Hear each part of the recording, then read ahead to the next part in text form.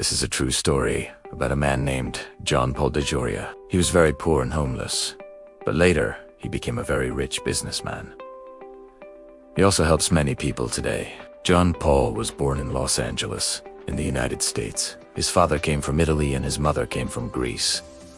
They were immigrants. The family did not have much money. When John Paul was a small boy, his parents argued a lot. Soon, they got divorced, and his mother had to take care of John Paul and his brother alone. Life at home was not easy. Sometimes there was not enough food. The boys wore old clothes, but their mother was strong. She always told them, "You can do it. Work hard. Be kind. Don't give up." These words stayed in John Paul's mind for many years. When John Paul was 9 years old, he started to work. He sold Christmas cards from door to door. He walked from house to house and knocked on many doors. Sometimes people bought cards. Sometimes they said no, thank you, and closed the door. It was difficult, but John Paul learned something important. If people say no to you, you can try again with the next person. Later, he sold newspapers on the street.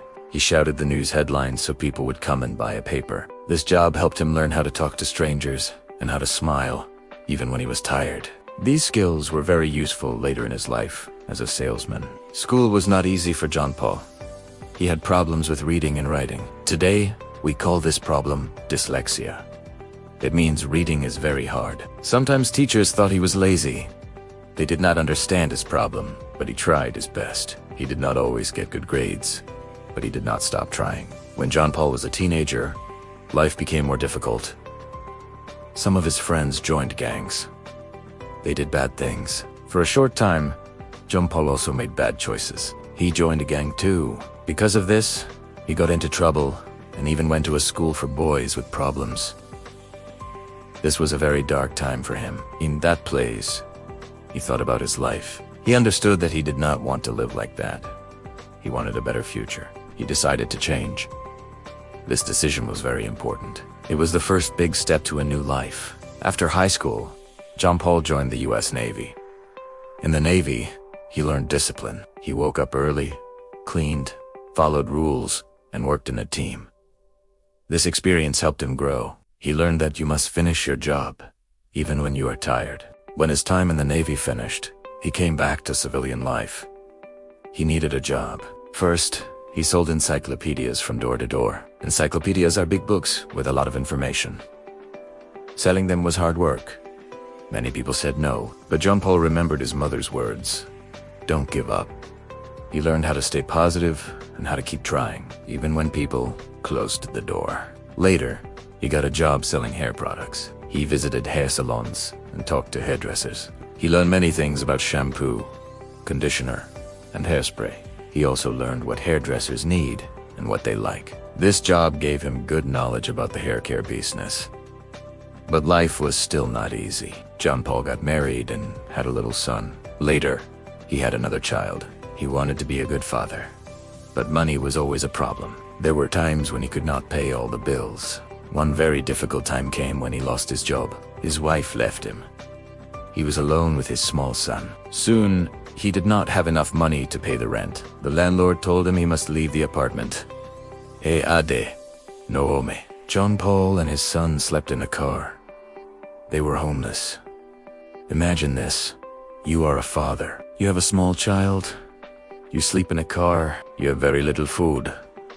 You do not know what will happen next week. This was John Paul's life for a while. Later, his son went to live with his mother, but John Paul was still homeless. He felt very sad and worried. Even when he was homeless, he did not stop working. He took any small job he could find. He worked as a janitor, a cleaner, a delivery man, and at a gas station. He did many small jobs, one after another. He was tired, but he continued because he believed that one day things would change. At this time, he had an idea. He remembered his experience with hair products. He thought, I know how to sell. I know what hairdressers want. Maybe I can start my own company. This idea was scary because he had no money, but he also felt excited. John Paul had a friend named Paul Mitchell. Paul Mitchell was a talented hairdresser. He knew how to cut and style hair very well. The two men talked together. They decided to work as a team. Paul Mitchell would create the products, and John Paul would sell them. Together, they wanted to start a new hair care company. They needed money to begin. They did not have much. Finally, they got a small loan of $700. This was all they had. It was not a lot of money for a business, even at that time, but they decided to try. They called their company John Paul Mitchell Systems. In the beginning, they did not have a big office or a factory. They mixed the first shampoos in a small place. They used simple bottles and simple labels. John Paul put the bottles in his car and drove from salon to salon. He asked owners to try the new product. Sometimes people listened to him, sometimes they did not. Many salon owners said, "No, we already have products. We don't need yours." But John Paul did not give up. He smiled, said thank you, and went to the next salon. He knew that he only needed a few people to say yes at first. To help people try the products, he gave free samples. He said, "Please use this shampoo for 1 week. If you like it, you can order more." This was a good idea. Many hairdressers liked the products because they were good quality. Slowly, more and more orders came in. But business was still very small at first. There were days when John Paul did not have enough money for food. Sometimes he still slept in his car. He did not look like a typical successful businessman. But inside, he had a strong mind. He told himself every day, "Things are hard now, but they will not be hard forever if I keep working." Then, something sad happened. Paul Michel, his friend and partner, became very sick. He had cancer. After some time, Paul Mitchell died. John Paul was very sad. He also felt worried. He thought, "Can I continue the company alone?" Many people believed the company would die too, but John Paul decided to keep going. He felt that he must continue the dream for both of them. He worked even harder. He traveled. He sold. He talked to more salons, and he hired people to help him. Slowly, the company grew bigger and bigger. After a few years, the company's products were in many salons across the United States. Hairdressers liked the shampoos and conditioners because they were good, and the company was honest. John Paul always tried to treat his employees and customers well. He said that business should be good for people, and not only about money. Sales went up. The company started to make millions of dollars every year. Later, it became a global brand. Today, John Paul Mitchell Systems sells products in many countries around the world, and the company makes around $1 billion in sales every year. This success changed John Paul's life. He was no longer poor. He moved from sleeping in a car to owning houses and traveling in airplanes. But something important did not change. He remembered what it was like to be hungry, cold, and homeless. Because he remembered his past, he wanted to help others. He began to give money to charities. He supported organizations that help homeless people, poor families, and children. He also cared about animals and the environment. He helped groups that protect the sea and sea animals. In 2011, he signed something called the Giving Pledge. This is a promise by rich people to give away at least half of their money to help others. John Paul wanted to use his money for good, not only for himself. He created his own charity foundation called Peace, Love, and Happiness. This foundation gives money to many different projects around the world. For example, his foundation helps a project called Grow Appalachia. This project gives seeds and tools to poor families in the Appalachian region.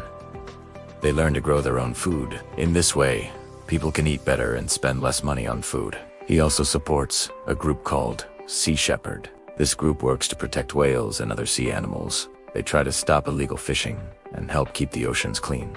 John Paul believes that people must take care of the planet. Even with all his success, John Paul lives quite simply. He does not always buy the most expensive things. He often smiles and jokes in interviews. People say he is friendly and kind. He tries to show that you can be rich and still be a good person who cares about others. John Paul often talks to young people. He shares his story. The poor boy who sold cards and newspapers, the young man who was homeless and slept in a car, the salesman who were hurt no many times, and the businessman who finally built a big company. He wants young people to know that their situation today does not decide their future forever. He says there are 3 simple rules that helped him in life. Always be prepared to work hard. Do not expect success without effort. Do not give up when people say no.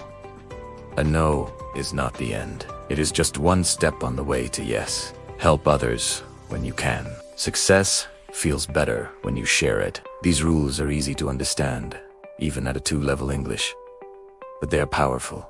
Many people around the world find his story inspiring. They think, if he can do it, maybe I can also change my life.